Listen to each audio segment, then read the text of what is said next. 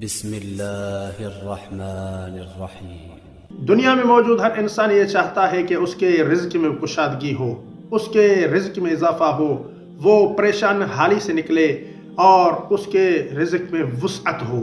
ہر انسان یہی چاہتا ہے۔ رزق میں وسعت کے لیے بہت سے اعمال احادیث میں بیان ہوئے ہیں، اور معصومین علیہ السلام نے بہت سے ایسے اعمال بیان کیے ہیں کہ جن اعمال پر عمل کر کے انسان اپنے رزق میں کشادگی کر سکتا ہے، اپنے رزق میں اضافہ کر سکتا ہے، اپنے رزق کو بڑھا سکتا ہے، پریشان حالی سے بچ سکتا ہے اور لوگوں کے سامنے ہاتھ پھیلانے سے محفوظ رہ سکتا ہے۔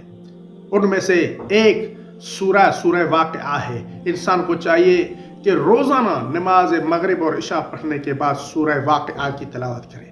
جو شخص بھی روزانہ سورہ واقعہ کی تلاوت کرتا ہے تو اللہ تعالیٰ اس کے رزق میں کشادگی عطا فرما دیتے ہیں، اس کا رزق بڑھ جاتا ہے، بشرطی کہ آپ تسلسل کے ساتھ سورہ واقعہ کی تلاوت کریں۔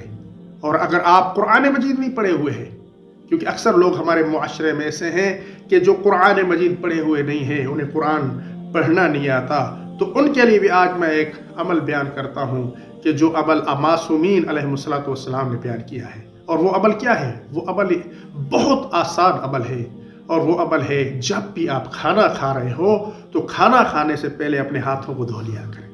کھانا کھانے سے پہلے ہاتھوں کو دھو لیں، اور کھانا کھانے کے بعد بھی اپنے ہاتھوں کو دھو لیں، کہ اس سے آپ کے رزق میں کشادگی ہوگی، اس سے آپ کے رزق میں اضافہ ہوگا، اس سے آپ کا رزق بڑھ جائے گا۔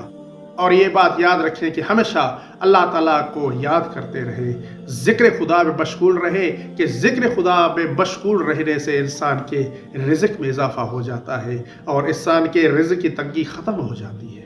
اور نیچے جو وہ سبسکرائب کا بٹن ہے نا، اس کو ہٹ کرو، جلدی سے کرو سبسکرائب۔